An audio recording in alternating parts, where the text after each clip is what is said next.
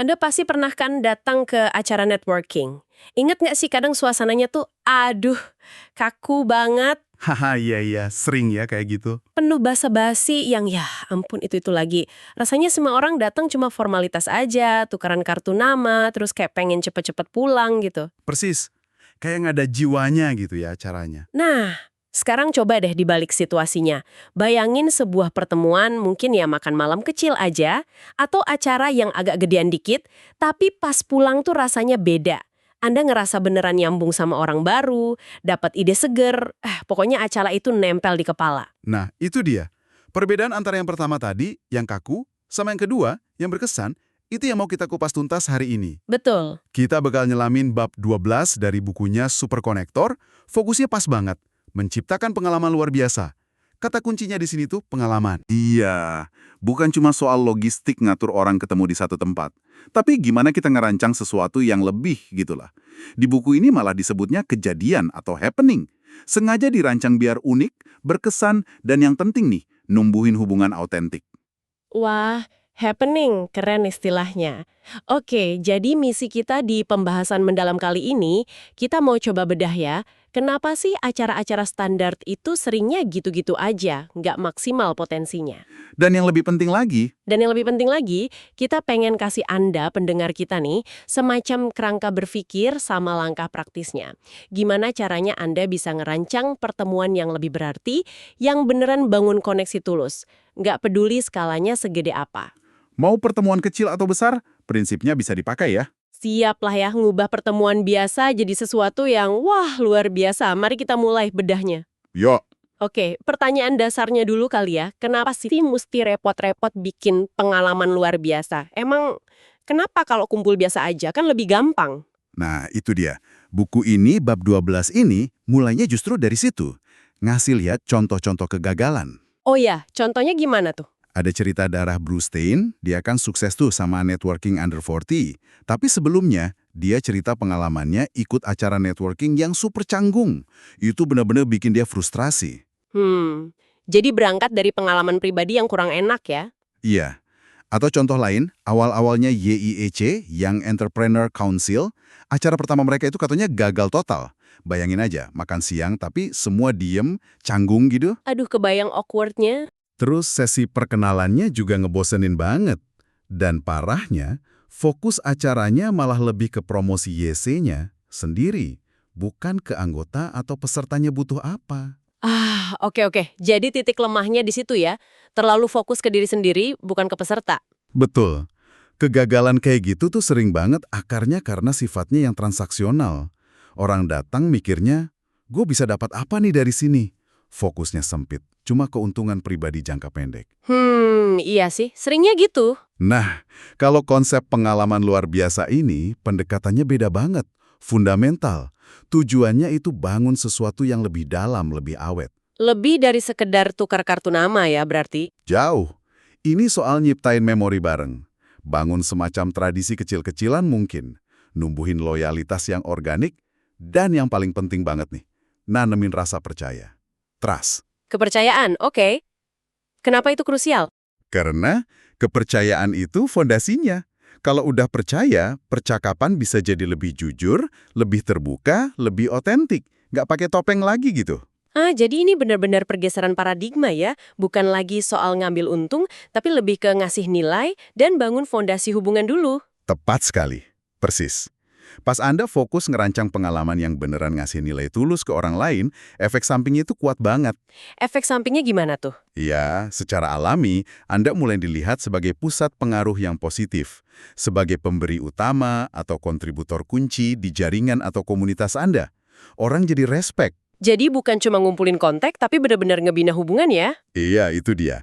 Dan semua itu mulainya ya dari situ. Dari menciptakan momen yang nggak gampang dilupain. Sebuah pengalaman. Menarik banget ini pergeseran fokusnya. Nah, kalau gitu, apa aja sih bahan rahasia buat bikin pengalaman luar biasa ini? Apa harus selalu mewah, mahal gitu? Nah, ini yang menarik. Buku ini nekenin banget nggak harus selalu identik sama kemewahan atau biaya mahal kok. Oh ya, contohnya ada. Ada, dan contohnya justru seringkali simple. Misalnya, ada cerita Jim Pierce yang ngatur perjalanan berburu buat teman-temannya. Atau John Levy yang rutin ngadain makan malam intim di apartemennya. Wah, sesimpel itu ya bisa berburu atau makan malam biasa. Kuncinya bukan di budgetnya, tapi di elemennya. Harus berkesan, nggak biasa, dan satu hal lagi yang diulang-ulang terus di buku ini, mengurangi friksi dalam interaksi. Mengurangi friksi. Ini kayaknya penting nih. Maksudnya gimana tuh mengurangi friksi? Konsep mengurangi friksi, ini intinya dari banyak strategi praktisnya. Friksi itu ya, apa aja yang ngehambat orang buat rileks, buat nyambung secara alami. Contohnya gimana biar kebayang? Banyak contoh konkretnya di buku. Misalnya, gimana staf acaranya Darah Brustein yang Let's Talk itu pakai kaos warna cerah. Tujuannya, biar gampang dikenali, jadi orang nggak ragu buat nyamperin dan nanya. Simpel kan? Oh iya ya, biar nggak celingak-celinguk nyari panitia. Betul. Atau keputusan buat nggak terlalu nonjolin nama perusahaan di name tag. Jadi orang lebih fokus ke individunya, bukan jabatannya apa, lebih personal. Ah, oke. Biar nggak langsung ngejudge atau minder duluan mungkin ya. Bisa jadi. Atau cara cerdas acara Dine with 9. Mereka itu nagih pembayaran di muka. Jadi pas acara selesai, nggak ada tuh momen canggung rebutan bayar atau ngitungin tagihan masing-masing. Iya banget. Itu sering bikin nggak enak suasana ya. Nah, semua detail kecil kayak gini dirancang buat ngelancarin interaksi. Biar ngalir aja gitu. Saya suka banget nih, ada rumus sederhana tapi kena banget di buku ini. Orang baik plus lingkungan baik plus konteks baik, friksi sama dengan pengalaman luar biasa. Ini kayak rangkuman strategi intinya ya. Persis. Kayak gitu kurang lebih formulanya. Kumpulin orang yang pas, di suasana yang dukung buat ngobrol enak, tujuannya jelas, terus singkirin deh tuh semua hambatan interaksi sebisa mungkin. Hasilnya, yaitu tadi, potensi jadi luar biasa. Anda nangkep banget esensinya. Dan ini bukan cuma ngilangin yang negatif kayak friksi ya, tapi juga aktif nambahin elemen positif, semacam wow factor gitu. Wow factor, harus ada kejutan gitu. Nggak harus kejutan heboh sih, tapi sesuatu yang relevan dan berarti buat komunitas spesifik Anda. Pertanyaannya jadi gini, gimana pengalaman ini secara aktif, secara sengaja, ngebantu terbentuknya koneksi yang tulus? Oke, jadi harus dirancang ya. Iya. Coba lihat transformasi YC lagi deh. Ya. Mereka kan sadar tuh, kumpul-kumpul biasa di bar itu kurang efektif. Terus gimana? Terobosannya datang pas mereka ganti haluan. Bikin acara yang basisnya pengalaman bersama. Mulai dari retreat ski bareng, sampai kegiatan lain yang bikin orang mau nggak mau interaksi lebih dalam. Bukan cuma tempatnya, tapi ngapainnya bareng. Oh, jadi aktivitas bersamanya itu yang jadi kunci ya? Betul. Atau contoh lain, Scott Gerber. Dia lihat banyak pembicara keren di satu konferensi, tapi mereka nggak punya waktu atau tempat buat saling kenal lebih deket. Ya udah, dia spontan aja bikin acara khusus buat mereka. Itu kan responsif banget sama kebutuhan yang nggak terpenuhi. Wah, inisiatif yang bagus tuh. Atau cara Jason Nazar pas lagi traveling. Efisien banget dia. Dia kumpulin orang-orang kunci di satu kota dalam satu pertemuan singkat. Waktunya dia efektif, semua yang datang juga dapat nilai koneksi. Win-win. Jadi intinya tuh emang desain yang disengaja ya, bukan kebetulan. Ngerancang pengalaman yang sadar, ngilangin hambatan, dan proaktif dorong interaksi yang berarti. Oke, mulai kebayang nih kerangkanya. Sip. Nah, buku ini terus mecahnya jadi proses yang gampang diikuti. Dianalogiin kayak bikin film. Ada 3 fase utama, katanya. Iya, kayak produksi film ya. Praproduksi atau perencanaan, terus produksi atau pelaksanaan, sama pasca produksi alias tindak lanjut. Dan ada penekanan kuat banget soal detail, istilahnya sweating the small stuff. Merhatiin hal-hal kecil tuh ternyata penting banget. Justru itu kuncinya seringkali. Justru perencanaan matang inilah yang nanti bikin pengalamannya kerasa mulus, alami, bahkan spontan buat pesertanya. Padahal di belakang layar udah direncanain habis-habisan ya. Haha, iya. Seninya di situ. Nah, fase pertama, praproduksi atau perencanaan. Ini fondasinya banget. Sering dianggap sepele, padahal ini krusial. Krusialnya gimana? Ini jauh lebih dari sekedar nentuin tanggal sama pesen tempat. Buku ini nyaranin kita buat riset mendalam. Siapa aja sih yang mau kita undang? Atau siapa aja yang kira-kira bakal hadir? Riset tamunya ya? Iya, bahkan bisa selangkah lebih maju. Kirim kuesioner singkat sebelumnya. Tanyain aja, harapan mereka apa sih dari acara ini? Lagi ngerjain proyek apa yang menarik? Ada orang atau tipe orang tertentu nggak yang pengen mereka temuin? Tantangan terbesar mereka saat ini apa? Wah, informasi kayak gitu pasti berguna banget ya buat ngerancang acara yang lebih pas sasaran. Banget. Terus ada saran praktis lain. Bagiin daftar peserta beberapa waktu sebelum acara. Oh, dikasih contekan gitu ya, siapa aja yang datang. Iya, tapi bukan cuma nama. Mungkin kasih foto, link profil LinkedIn, sama satu fakta menarik tentang masing-masing orang. Kayak pemanasan sosial gitu. Biar nggak terlalu asing pas ketemu langsung ya. Betul. Ini bisa banget ngurangin canggung di menit-menit awal. Contohnya UAC tuh. Mereka pakai aplikasi chat kayak GroupMe beberapa hari sebelum acara besar mereka. Buat mulai mecah kebekuan, bangun hype dikit. Cerdas juga. Terus, ada strategi lain yang juga cerdas. Nebeng acara besar yang udah ada. Maksudnya gimana tuh, nebeng? Misalnya ada konferensi industri besar kayak SXSW atau CES. Itu kan banyak banget orang relevan ngumpul di satu kota pada waktu yang sama. Nah, manfaatin momen itu. Bikin aja pertemuan sampingan, side event, yang lebih kecil, lebih intim, lebih terkurasi. Oh, jadi nggak perlu ngumpulin orang dari nol ya, udah pada di sana. Iya, efisien banget kan waktu sama biayanya. Bagian penting lain dari perencanaan itu, ngenalin siapa jangkar atau anchor potensial di daftar tamu Anda. Jangkar, maksudnya? Mereka ini orang-orang kunci, yang kehadirannya aja udah bisa narik minat orang lain, atau yang secara alami bisa jadi pusat koneksi di acara itu. Mengenalin dan mastiin mereka hadir itu bisa strategis banget. Oke, paham. Jadi semacam magnetnya gitu ya? Bisa bilang gitu. Dan jangan lupain logistik yang sering dianggap remeh, tapi efeknya gede. Kayak pengaturan tempat duduk. Kalau format acaranya pakai tempat duduk ya. Perlu diatur gitu tempat duduknya. Kalau memang pakai seating plan, ini kesempatan emas. Atur strategis. Taruh orang yang kira-kira bakal klik atau saling butuh. Duduk deketan atau satu meja. Wow, matching-making ya ini namanya. Sedikit. Hindari meja panjang kayak rapat direksi itu susah ngobrol sama yang di ujung. Terus posisi Anda sebagai tuan rumah. Kalau bisa, di tengah-tengah aksi. Biar gampang diakses, gampang ngenalin orang. Siap-siap. Posisi strategis. Nah, semua detail di praproduksi ini, dari riset tamu sampai naruh kursi, tujuannya cuma satu, nyiapin panggung yang kokoh. Jadi pas tirai naik, acara mulai, masuk fase produksi, Anda sama tamu bisa fokus nikmatin pengalamannya. Nggak keganggu hal teknis yang harusnya udah beres. Oke, siap. Masuk fase 2 nih, produksi.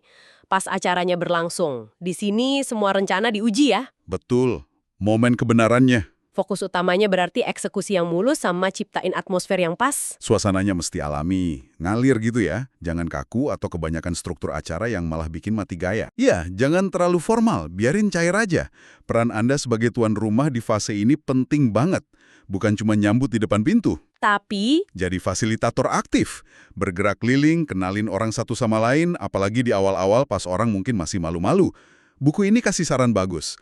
Anggap diri Anda kayak konsultan hubungan personal buat tiap tamu. wah keren juga tuh analoginya. Keliling, pastiin semua orang nyaman, nyambung ngobrolnya, ngerasa dilihat. Contoh konkretnya ada nggak di buku, gimana jadi fasilitator aktif? Ada yang unik nih, Scott Garber lagi, dia keliling bawa botol bourbon.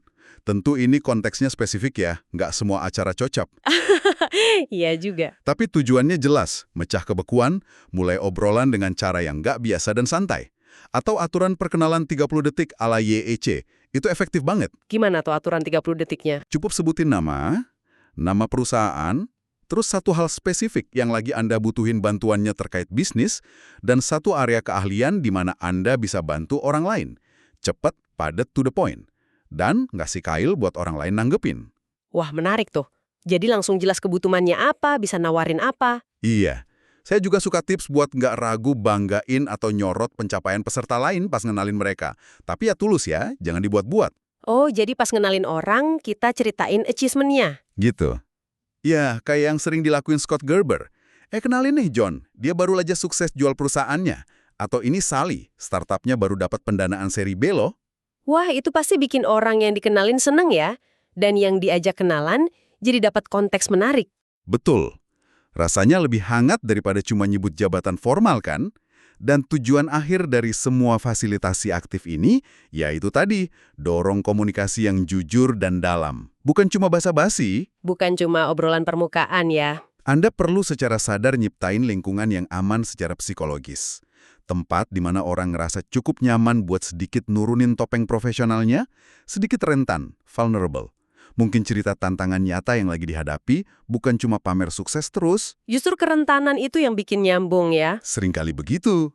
Seperti yang ditekankan di buku, kerentanan yang terkontrol itu bisa jadi jembatan ke koneksi autentik yang kuat. Balik lagi ke soal bangun kepercayaan tadi. Lalu gimana soal keberlanjutan? Penting nggak sih ngadain acara kayak gini rutin? Konsistensi itu penting banget buat bangun komunitas yang kuat, lewat pengalaman bareng. Acara yang diadain rutin. Contohnya kayak tadi, makan malam John Levy atau retret YEC itu ya. Ya, persis. Itu kan bukan lagi sekedar event sporadis. Udah jadi semacam tradisi, ritual yang ditunggu-tunggu. Ini bangun rasa kedekatan identitas bareng yang jauh lebih dalam di antara peserta regulernya. Jadi ada efek kumulatifnya ya. Betul. Oh ya, satu tips penting lagi buat fase produksi. Usahain hindari obrolan bisnis yang terlalu langsung, terlalu jualan, atau transaksional selama acara utama. Oh, jangan langsung nawarin produk gitu. Biarin koneksi personalnya terbentuk dulu. Kecuali kalau dimulai secara organik sama pesertanya sendiri. Dan itu pun mungkin lebih baik disaranin buat diobrolin lebih lanjut nanti. Fokusnya di pengalaman bersamanya dulu saat itu. Oke, jadi jaga suasana biar tetap fokus ke hubungan ya. Iya, percaya deh, detail-detail kecil yang udah Anda rencanain susah payah di praproduksi, pas dieksekusi dengan baik, itu bakal kerasa ajaib, mulus, effortless banget buat tamu Anda. Itulah seninya. Oke, acara udah kelar nih. Sukses! Tamu pulang senyum-senyum, bawa kesan mendalam. Udah selesai dong tugas kita sebagai perancang pengalaman. Belum. Kata buku ini belum selesai. Kita masuk fase 3, pasca produksi atau tindak lanjut. Fase setelah acara ya. Nah, fase ini sering banget diabaikan. Padahal sama pentingnya buat maksimalin dampak dan ngunci hubungan jangka panjang. Langkah pertama yang jelas, ya kumpulin masukan. Minta feedback gitu. Iya, jangan malu nanya ke peserta, apa sih momen atau aspek yang paling berharga buat mereka? Apa yang menurut mereka bisa ditingkatin buat acara berikutnya? Oke, evaluasi ya. Betul. Dan tindak lanjut yang efektif itu lebih dari sekedar survei kepuasan loh. Ingat nggak obrolan-obrolan pas acara tadi? Yang Anda dengar atau Anda fasilitasi? Ingat-ingat terus. Coba pikirin, ada nggak cara Anda bisa ngasih dukungan tambahan setelah acara? Mungkin ngenalin 2 orang yang nggak sempet ngobrol padahal Anda tahu mereka cocok. Mungkin ngirimin artikel relevan soal tantangan yang diceritain seseorang. Oh, jadi follow up personal gitu ya? Tawarkan koneksi lanjutan itu. Dan kalau memang konteksnya pas, semua peserta nyaman dan setuju, ya bagiin daftar kontak tentu dengan izin ya. Itu bisa jadi cara bagus buat jaga momentum koneksi yang udah mulai kebangun. Jadi fase pasca produksi ini sebenarnya kayak manjangin umur pengalamannya ya? Dan nguatin peran kita bukan cuma sebagai EO, tapi sebagai penghubung yang peduli. Pusat pengaruh yang benar-benar ngasih nilai terus-menerus. Nah, Anda ngerangkumnya pas banget. Memastikan semua orang ngerasa dapat manfaat maksimal, bahkan setelah lampu mati dan ruangan kosong. Pengalaman luar biasa itu nggak berhenti pas pintu ditutup berarti. Betul. Tindak lanjut yang cermat dan tulus, itu cara Anda nyiramin benih hubungan yang udah ditanam. Ini nunjukin kepedulian Anda yang otentik. Dan, ya pelan-pelan, tapi pasti, bangun reputasi Anda sebagai super konektor sejati. Seseorang yang fokusnya ngasih nilai dan bangun komunitas kuat. Oke. Mari kita coba tarik benang merahnya nih. Dari pembahasan kita soal bab 12 super konektor ini. Poin intinya jelas banget ya. Ada pergeseran fundamental. Dari sekedar bikin acara, jadi ngerancang sebuah pengalaman luar biasa. Iya, beda banget pendekatannya. Ini melibatkan perhatian serius ke tiap detail. Lewat 3 fase penting tadi, perencanaan praproduksi yang teliti, Eksekusi produksi yang mulus, fokusnya ke fasilitasi koneksi otentik. dan tindak lanjut pasca produksi yang nguatin hubungan dan nilai jangka panjang. Dan semua itu landasannya ya pola pikir memberi, bukan ngambil. Soal nyiptain lingkungan di mana orang nyaman jadi diri sendiri, ngerasa beneran nyambung, dan pulang bawa sesuatu yang baru. Entah inspirasi, entah solusi. Kuncinya tadi, mengurangi friksi sebanyak mungkin dan maksimalin momen aha sama koneksi manusiawi yang tulus. Itu dia. Nah, sekarang pertanyaan refleksi buat Anda nih pendengar kami. Coba deh pikirin pertemuan atau acara yang bakal Anda adain berikutnya. Bisa jadi rapat tim mingguan biasa, presentasi proyek, kumpul komunitas, atau bahkan cuma ngopi-ngopi sama beberapa kolega. Nggak harus acara besar ya. Nggak harus. Pengalaman luar biasa kayak apa sih yang bisa Anda ciptain di konteks itu walau skalanya kecil? Gimana Anda bisa nerapin prinsip-prinsip yang kita bahas tadi? Mengurangi friksi, Fokus ngasih nilai, merencanain detail yang dukung interaksi. jadi fasilitator aktif. Gimana caranya bikin pertemuan itu sedikit aja lebih bermakna buat semua yang terlibat? Mungkin tantangannya bukan langsung bikin acara Scholas YC Escape ya, tapi gimana Anda bisa nyuntikin 1 atau 2 elemen pengalaman luar biasa itu ke rutinitas pertemuan Anda. Satu perubahan kecil aja bisa bikin perbedaan gede loh di kuantitas interaksi dan hubungan yang kebangun. Setuju banget. Nah, sebagai penutup nih, satu pemikiran buat Anda bawa pulang buat direnungkan. Kalau pertemuan Anda berikutnya, sekecil apapun itu, berhasil Anda ubah jadi sebuah pengalaman luar biasa, bukan cuma pertemuan biasa yang cepat dilupain. Menarik nih. Kira-kira dampak jangka panjangnya apa ya? Gimana hal itu bisa ngubah dinamika hubungan orang-orang di dalamnya? Dan efek riaknya, gimana itu bisa kontribusi ke kesehatan dan kekuatan komunitas Anda secara keseluruhan? Pertanyaan yang bagus buat direnungkan. Terima kasih ya sudah menyimak pembahasan mendalam kita kali ini. Semoga ngasih inspirasi dan alat praktis buat mulai nyiptain pengalaman-pengalaman yang nggak cuma efisien, tapi juga beneran berkesan dan bangun koneksi yang berarti. Terima kasih banyak. Sampai jumpa di pembahasan berikutnya.